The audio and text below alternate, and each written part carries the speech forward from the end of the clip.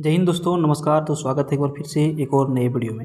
और आज के इस वीडियो में हम यहाँ पर बात करने वाले हैं दुमका जिला में चौकीदार भर्ती से संबंधित जो है इसका विज्ञापन निकाला गया है। और इसी विज्ञापन के बारे में यानी कि दुमका जिला में जो चौकीदार का वैकेंसी निकला है इसी के बारे में हम आपको डिटेल में बताने वाले हैं कि इस वैकेंसी को कब से कब तक भरा जाएगा, डॉक्यूमेंट्स क्या लगेगा, परीक्षा कैसी होगी, सारे कुछ डिटेल्स, इसमें दौड़ कितना होगा, हाइट कितना चाहिए, एग्जामिनेशन फ़ी वगैरह वगैरह सारा डिटेल में हम आपको यहाँ पे बताने वाले हैं। वीडियो के अंत तक बने रहिएगा तो ये सारा डिटेल आपका जो है पूरा क्लियर हो जाएगा, किसी भी तरह का कन्फ्यूजन आपका यहाँ पे नहीं रहेगा। ठीक है, तो सबसे पहले हम आपको बता दें कि अगर यदि आप दुमका जिला का निवासी हैं तो इस फार्म को जरूर भरिए। बहुत ही अच्छा पोस्ट यहाँ पे निकला है। टोटल देखिए पोस्टों की संख्या की यदि हम बात करें तो 362 पोस्ट, कितना है 362 पोस्ट सिर्फ दुमका जिला में चौकीदार के लिए निकाला गया है। ठीक है, तो आइए हम लोग स्टार्ट कर लेते हैं। यहाँ पर सबसे पहले हम आपको ये बता दें कि ये जो 362 पोस्ट है इसमें नया और बैकलॉग दोनों तरह का भर्ती है। नया मतलब जो बिल्कुल नया फ्रेश सीट है, बैकलॉग मतलब ये कि जो पहले वैकेंसी निकला था उसमें नहीं हो पाया तो उसको इसमें ऐड कर दिया गया। दूसरा बात यह है कि ये जो आपको वैकेंसी भरना है ये आपका ऑफलाइन है। ठीक है, ये आपका ऑनलाइन नहीं है, ऑफलाइन है। और ऑफलाइन आप कैसे भरेंगे वो हम आपको दूसरे वीडियो में बता देंगे। ठीक है, तो ये ऑफलाइन आपका फार्म भराएगा। ठीक है, टोटल 362 पोस्ट है। उसके बाद हम यहाँ पे आपको बता देते हैं कि कुछ कुछ चीज़ों में जो है आरक्षण दिया गया है, फिर उनके लिए सीटें जो है रिजर्व रखा गया है। ठीक है, तो सबसे पहले तो यहाँ पे 1 नंबर में लिखता है कि ये जो वैकेंसी निकाला गया है इसमें अगर यदि कुछ ज़रूरत पड़े तो उस टाइम में जो है आवश्यकता अनुसार जो है विज्ञापन में आंशिक या पूर्ण रूप से संशोधन किया जा सकता है, फिर विज्ञापन को रद्द भी किया जा सकता है, हालांकि जनरली होता नहीं है। ठीक है, उसके बाद लिखता है कि रिक्त पदों की विवरणी, बीट संख्या, बीट का नाम एवं बीट अंतर्गत संलग्न ग्राम का नाम परिशिष्ट 1 में संलग्न है। ये बीट क्या होता है? बीट का मतलब ये होता है, जैसे बहुत बार अगर यदि आप लोग पहले चौकीदार का फार्म भरे होंगे तो बीट का मतलब पता होगा। जो लोग पहली बार देख रहे हैं उनको हम बता दें कि बीट जो होता है, आइए हम सबसे नीचे आपको लेके चलते हैं, इसमें समझ लीजिएगा। ठीक है, देखिए जैसे मान के चलिए ये पेज आपका है, यहाँ पे क्या लिखा है? परिशिष्ट 1 रिक्त पदों की सूची। तो यहाँ पे एक जगह का नाम निकल गया है शिकारी पाड़ा, ये अंचल का नाम है। और ये बीट संख्या जैसे 7/1, 7/4, 7/5, 7/6 और बीट का नाम है। ठीक है, घनघरा, ठीक है, या फिर घंघरा जो भी पढ़ाता होगा, ये बीट का नाम है, ये बीट का संख्या और बीट के अंतर्गत संलग्न ग्राम का नाम है जहाँ पे ये पोस्ट ये गांव का नाम दिया गया है। और यहाँ पे दिया गया है चौकीदार का पद क्या है, तो ये रिक्त है। समझिए, तो बीट वगैरह जब आप फार्म भरिएगा ना उस टाइम ये डिटेल्स हैं, डिटेल में आपको भरना होगा। तो समझ गए बीट। आइए हम लोग काम की बात कर लेते हैं। चलिए, तो यहाँ तक आप समझ गए कि कितना सीट है, क्या है, नहीं है। दूसरी बात यहाँ पे हम आपको ये बता देते हैं कि इसका एक ऑफिशियल वेबसाइट भी दिया गया है dumka.nic.in पर। ये जो आपको बीट संख्या वगैरह दिखाए हैं यहाँ से जा करके आप इसको डाउनलोड भी कर सकते हैं। ठीक है, उसके बाद बोलता है कि झारखंड आरक्षण झारखंड सरकार के द्वारा जिला स्तरीय स्थापना के लिए लागू आदर्श आरक्षण जो है लागू होगा। उसके बाद यहाँ पे क्षैतिज आरक्षण के बारे में दे रहा है। क्षैतिज आरक्षण में बोल रहा है कि खेलकूद कोटा से अगर यदि कोई व्यक्ति आना चाहते हैं खिलाड़ियों के लिए तो 2% पोस्ट यहाँ पे आरक्षित पहले से रखा गया है। उसके बाद बोल रहा है कि 4% क्षैतिज आरक्षण अनुमान्य होगा, किसके लिए? निःशक्त जन के लिए। ठीक है, जो जैसे दिव्यांग व्यक्ति है उनके लिए 4% सीट आरक्षित है। उसके बाद यहाँ पे बोल रहा है कि अनुसूचित जनजाति के आरक्षित कोटे में से 2% पद क्षैतिज रूप से आदिम जनजाति जो है उन लोगों के लिए आरक्षित रखा गया है। ठीक है, उसके बाद यहाँ पर जो है महिलाओं के लिए जो 5% सीट क्या है, आरक्षित रखा गया है। अब हम आपको बता देते हैं कि इस फार्म को भरने के लिए क्या क्या अर्हता आपके पास होना चाहिए। तो सबसे पहले हम आपको ये बताएंगे कि अगर यदि आप 10वीं पास हैं, ठीक है, सिर्फ और सिर्फ 10वीं पास हैं तो आप इस फार्म को भर सकते हैं, सिंपल भाषा में। दूसरा बात यह है कि अभ्यर्थी को यथासंभव संबंधित बीट क्षेत्र का अस्थायी निवासी होना अनिवार्य होगा जिस बीट की रिक्ति के विरुद्ध वो आवेदन कर रहे हैं। समझ गए, सबसे पहले तो आपको दुमका जिला का अस्थायी निवासी होना जरूरी है। उसके बाद जिस बीट के लिए आप आवेदन कर रहे हैं उस बीट का अस्थायी निवासी होना जरूरी है। समझ गए। 3 नंबर में लिखता है कि अभ्यर्थियों को साइकिल चलाने का ज्ञान आवश्यक होगा। तो आप बताइए, आपको साइकिल चलाना नहीं आता है? ये तो हर चीज़ आपके पास है, तो फिर फार्म भरने से अपने आप को क्यों रोकना? फार्म को आप लोग जरूर भरिएगा। उम्र सीमा जो रखा गया है कम से कम 18 वर्ष, ये 18 वर्ष हर किसी में रहता है, आपका भी 18 वर्ष कंप्लीट हो गया। अधिकतम उम्र सीमा रखा गया है, अगर यदि आप जनरल से हैं तो 35 वर्ष रखा गया है। BC1 BC2 से आते हैं तो 37 वर्ष है। अगर यदि महिला हैं अनारक्षित, पिछड़ा, अत्यंत पिछड़ा, यानी कि BC1 BC2 से अगर यदि आप आते हैं तो 38 वर्ष, या फिर जनरल से आते हैं तो 38 वर्ष। 4 नंबर में है अनुसूचित जनजाति, अनुसूचित जाति, पुरुष महिला दोनों के लिए अधिकतम उम्र 40 वर्ष है। और EWS वाले जो आते हैं उनके लिए 35 वर्ष का उम्र रखा गया है, ये क्या है, अधिकतम है, ठीक है। उसके बाद बोलता है कि भूतपूर्व सैनिक अगर यदि एक्स सर्विसमैन हैं तो उनको आरक्षण कोटि के लिए निर्धारित अधिकतम उम्र सीमा में 5 वर्ष की छूट दी जाएगी। उसके बाद है कि सभी श्रेणी के दिव्यांगजनों के लिए अधिकतम उम्र में 10 वर्ष की छूट जो है दी जाएगी, ठीक है। उसके बाद यहाँ पे जो लिखा गया है इसमें मेन पॉइंट लिखा गया है कि अगर यदि पहले से कोई चौकीदार के रूप में कार्यरत हैं तो उनके कार्य अनुभव के आधार पर उनको वेटेज प्रदान की जाएगी, ठीक है। और 2 अंक प्रत्येक पूर्ण 1 वर्ष के लिए उसको जो है अधिक दिया जाएगा, समझ गए, जो पहले से चौकीदार में काम कर रहे हैं उनके लिए। अब यहाँ पे आपको हम बता दें कि नियुक्ति की प्रक्रिया इसमें कैसे कैसे होगी। तो नियुक्ति की प्रक्रिया बहुत ही सिंपल है। यहाँ पे सबसे पहले आपका होगा लिखित परीक्षा। लिखित परीक्षा में क्या होगा कि 50 अंक की 50 नंबर की आपकी परीक्षा ली जाएगी।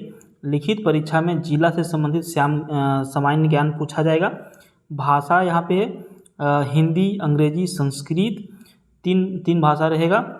और उसके बाद स्थानीय भाषा भी है, खड़िया, खोटा, नागपुरी, पंचपरगनिया, मुंडारी, हो, संथाली, कुड़ुक, कुरमाली, बांग्ला, उर्दू, उड़िया से संबंधित प्रश्न पूछे जाएंगे। लिखित परीक्षा में 30% अंक प्राप्त करना अनिवार्य होगा। और लिखित परीक्षा 90 मिनट की होगी, जिसमें सामान्य ज्ञान एवं भाषा, स्थानीय भाषा से संबंधित 50 बहुविकल्पीय प्रश्न पूछे जाएंगे। गलत उत्तर के लिए कोई अंक आपका काटा नहीं जाएगा। तो ये आपका लिखित परीक्षा था, बहुत ही इजी परीक्षा रहेगा, ठीक है। दूसरा बात यहाँ पे आ जाएगा शारीरिक माप का। तो शारीरिक माप के बारे में बोल रहा है कि अगर यदि आप जनरल कैटेगरी से आते हैं तो 160 सेंटीमीटर आपका ऊंचाई होना चाहिए मेल के लिए। पिछड़ा वर्ग यदि 1 या 2 में आते हैं तो 160 सेंटीमीटर होना चाहिए। ST SC से आते हैं मेल हैं तो 155 सेंटीमीटर होना चाहिए। महिला किसी भी कैटेगरी के लिए हैं तो 148 सेंटीमीटर चाहिए। उसके बाद शारीरिक माप के बाद आता है शारीरिक जांच के बारे में, जिसको हम लोग कहते हैं मेडिकल। तो लिखित परीक्षा में उत्तीर्ण एवं शारीरिक माप में अंकित न्यूनतम शारीरिक मापधारी अभ्यर्थी शारीरिक जाँच में भाग लेंगे। तो जो व्यक्ति लिखित में पास हो गए हैं, शारीरिक माप में पास हो गए हैं, वो आएंगे मेडिकल के लिए। सभी अभ्यर्थी को 1 मील के दौड़ में भाग लेंगे और शारीरिक जांच में निम्न आधार पर अंक दिए जाएंगे। तो सबसे पहले 1 मील मतलब आर्मी वाला दौड़ हो गया भाई, 1600 मीटर, ठीक है। 1600 मीटर होगा, लेकिन समय इसमें आपको ज़्यादा मिल रहा है। आर्मी में 6 मिनट नहीं मिलता। पुरुषों के लिए 5 मिनट या पहले अगर यदि आप दौड़ जाते हैं तो आपको मिलेंगे 20 अंक। अगर यदि 5 मिनट से 6 मिनट तक लेते हैं तो आपको मिलेंगे 10 अंक। लेकिन अगर यदि आप 5 से 6 मिनट के बीच नहीं दौड़ पाते हैं तो आप हो जाएंगे दौड़ से बाहर, क्लियर। अगर यदि आप महिला हैं तो आपको दौड़ना होगा 8 मिनट या उससे पहले दौड़ जाते हैं तो आपको मिलेगा 20 अंक।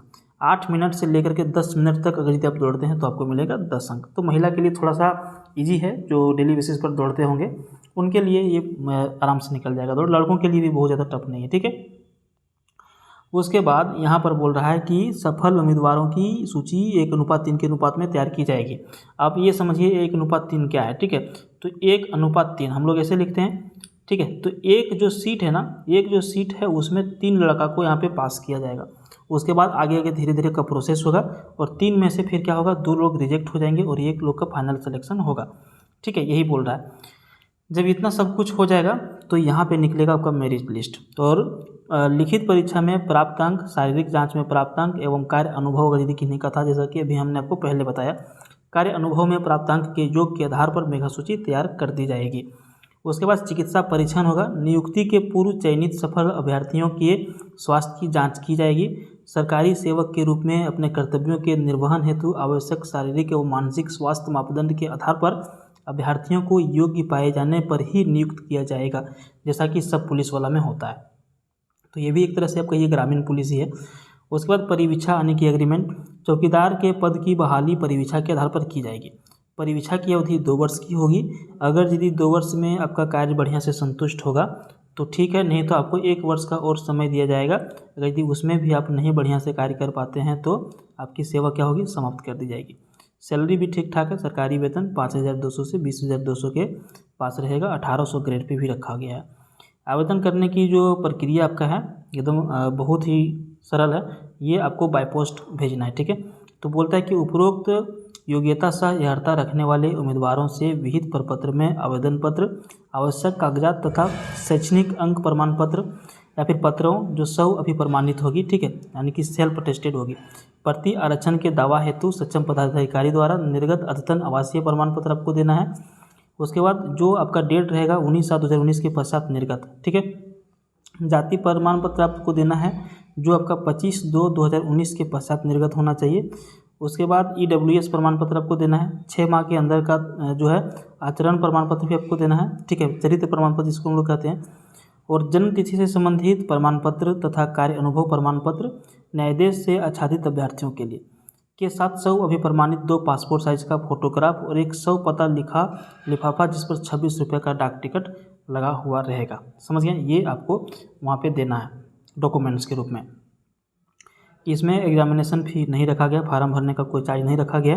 सी नंबर बोलता है आवेदन में दी गई प्रविष्टि के रूप में वांछित प्रमाण पत्रों की स्पष्ट एवं पठनीय स्व अभिप्रमाणित छायाप्रति कार्यालय में 19/8/24 के अपराह्न 5 बजे तक अनिवार्य रूप से उपायुक्त दुमका का कार्यालय जिला सामान्य शाखा समाहरणालय भवन ब्लॉक ए दुमका में पिन कोड 814101 के पते पर स्पीड पोस्ट या निबंधित डाक से भेजना सुनिश्चित करेंगे। लिफाफे के ऊपर विज्ञापन संख्या 1/2024 तथा पद का नाम चौकीदार मोटे यानी कि बोल्ड अक्षरों में अंकित किया जाना अनिवार्य होगा। तो सबसे बड़ा आपका खेला यहीं पे होगा। ये आप एड्रेस बिल्कुल इसी के ऊपर आपको भेजना है, कैसे कैसे भेजना है ये क्लियर आपका हो गया, ठीक है। किसी अन्य कार्यालय में यदि आप आवेदन जमा करते हैं तो ये आपका क्या होगा, ऑटोमेटिक क्या होगा, निरस्त समझा जाएगा। विज्ञापन के नियम एवं शर्तें जिला की अधिकृत वेबसाइट के ऊपर भी आप इसको देख सकते हैं, डाउनलोड किया जा सकता है, ठीक है। उसके बाद बोल रहा है कि लिखित एवं शारीरिक परीक्षा की तिथि, समय एवं परीक्षा केंद्र की सूचना दैनिक स्थानीय समाचार पत्रों एवं प्रवेश पत्रों के माध्यम से दी जाएगी। साथ ही इसकी सूचना जिला के अधिकृत वेबसाइट dumka.nic के माध्यम से भी प्रकाशित की जाएगी। तो ये था आपका पूरा फार्म भरने का तरीका। अब हम आपको नेक्स्ट वीडियो में बताएंगे कि इस फार्म को ऑफलाइन आप कैसे भर सकेंगे। यही फार्म आपको भरना है जो वेबसाइट के माध्यम से भी आप डाउनलोड कर सकते हैं और बहुत जगह बाज़ार में अवेलेबल भी होगा, उसको भी आप ले करके भर सकते हैं। तो नेक्स्ट वीडियो हम फार्म को कैसे भरेंगे उसके बारे में लेकर के आएंगे। अगर यदि आप देखना चाहते हैं कि फार्म कैसे भराएगा तो वीडियो को लाइक भी करें, चैनल को सब्सक्राइब करें, तो ही आपको यहाँ पे नोटिफिकेशन मिल पाएगा। थैंक यू, जय हिंद, जय भारत।